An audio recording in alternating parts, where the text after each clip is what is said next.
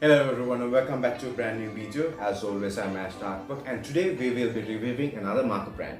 And so today we have Arteza Everblend Art Markers Premium 36 collection.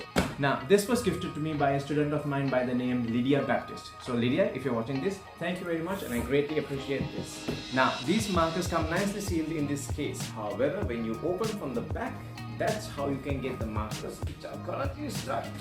And voila, here they are. Now, after a few minutes of going around the design of the packaging, I noticed this. This shows that you can shift the package into a different position.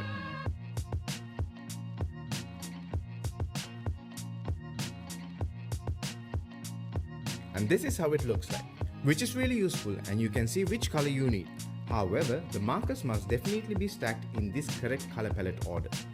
Moving on, to test these markers we need a sketch.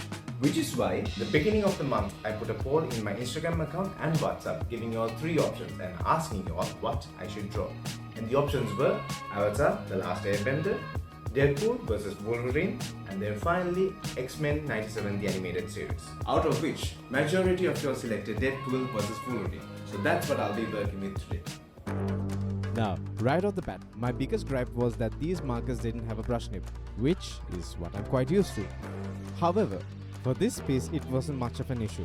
The nibs worked out pretty well. The ink flow was actually really good.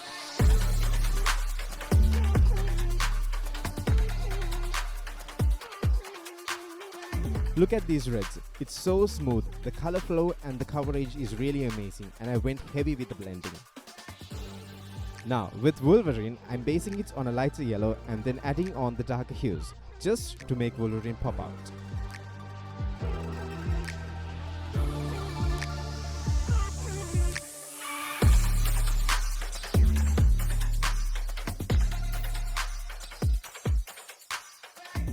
And I did the same with the blues as well. With the blending capacity, it just looks really good.